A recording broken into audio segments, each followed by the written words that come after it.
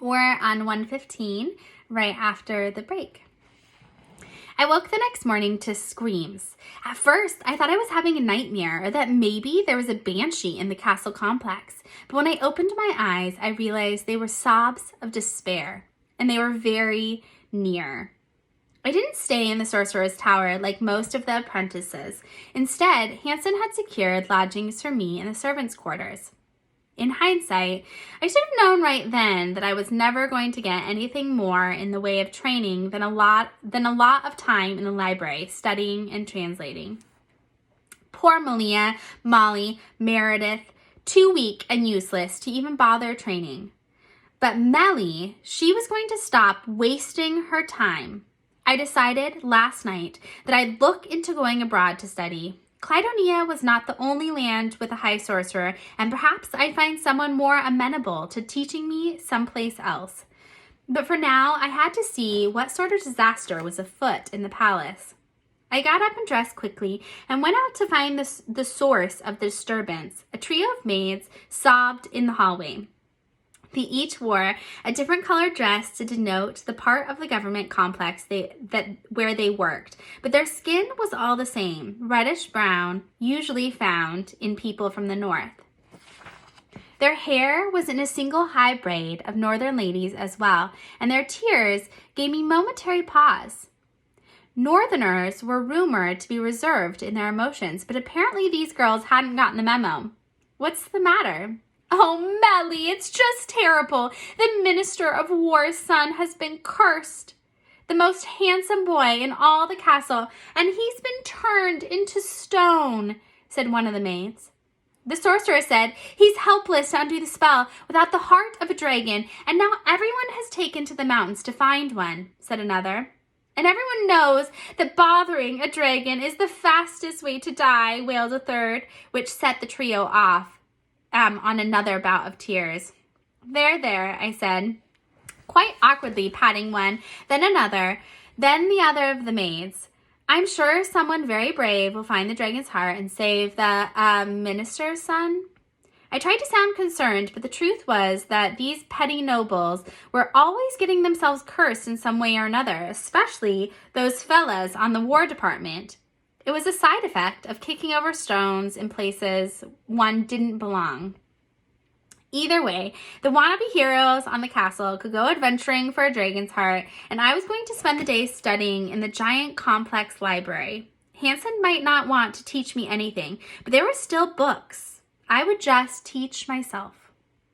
But less than a turn of an hourglass later, as I sat in the library translating a book on dragon lore, since it seemed apropos, I realized that everyone was looking for the wrong thing. Hansen had sent the castle's best warriors out to find a dragon's heart, but the translation said enchantments could be broken by a dragon's heat, which I took to mean its heated breath. And I began to suspect that perhaps that terrible sorcerer had something else in mind. Because there was no way anyone with a basic understanding of magic theory would get a dragon's heart and a dragon's heat confused. There were plots afoot, but even though I didn't know what they were, I had the responsibility to see if I could discover how to stop them. Because whatever woe befell, Clydonia would impact my small village as well. Crap, I muttered, closing the book. I was going to have to find a dragon. 3 turns of the hourglass found me riding in the back of a hay wagon through the foothills outside the castle, across the farmland, and up into an aptly named Dragon Kill Mountains. Not because it was there dragons killed people, but because it was the spot where the last great king, who hadn't been all that great in reality, had slain one of the last dragons before being slain himself. His death had prompted the people to cry, "Enough!" and overthrow the crown and declare a treaty with the mountain dragons, not just because the king had been stupid, selfish, and lazy, all very terrible traits to have in a leader, but because dragons were an endangered species, and people were aghast to see a king spend his time hunting and killing such a majestic beast. And yet no one had seemed to remember that as they stormed out of the castle up into the mountains, intent on returning with the heart. Fools. On the way out, I'd overheard a new piece of information. The minister at war had offered some sort of prize, to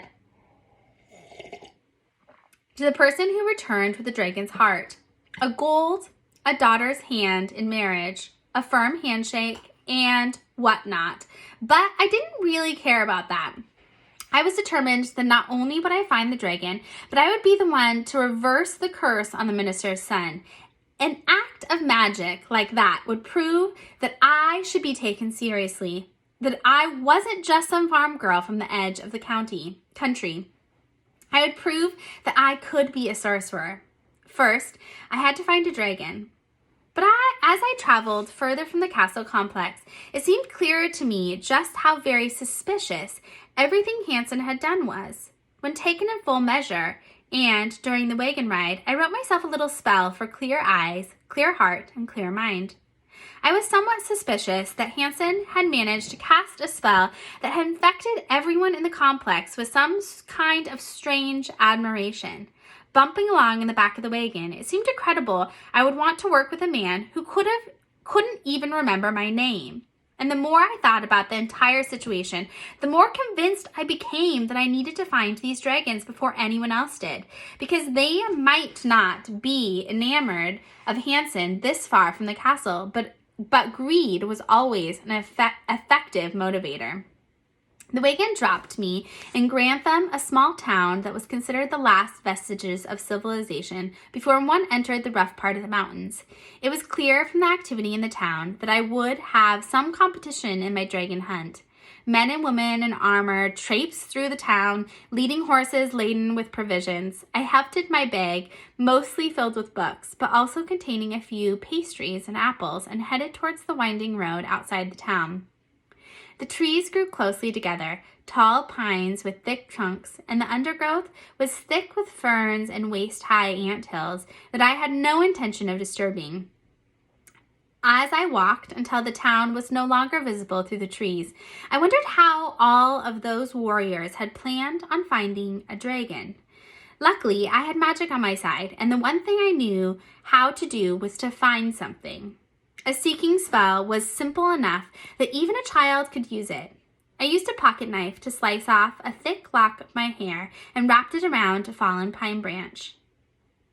Then, with the prick of the knife, I bound the hair to the branch with a bit of blood, because magic always requires a sacrifice of some sort, and began to mutter an incantation. By my hair, by my blood, take these offerings, search this land for the thing I seek, and direct me in my searching. I was supposed to say the incantation thrice, but on the second time through, the stick began to glow and pull me through the forest quickly. I had to hop, skip to avoid the rotten logs and fallen debris, and a near miss with one of the giant anthills had me squeaking and brushing at my trousers to rid myself of the small creatures, but it seemed like my spell was working. Eventually, the woods opened into a beautifully clear lake, the water reflecting back the sunset. Nearby was a small cave, far too small for a dragon, and disappointment flooded me. I'd wanted a dragon, but what I'd gotten instead was a lovely place to spend the night. I sighed, sat down on a rock, and began to eat one of my apples. Maybe Hansen was right. Maybe I wasn't cut out to be much more than a hedge witch. Despair weighed me down, making me sleepy, even though the sun was just beginning to dip toward the horizon. I walked into the cave, making sure that it wasn't occupied, and then bedded down for the night. I would worry about finding the dragon on the morrow. We're going to pause here.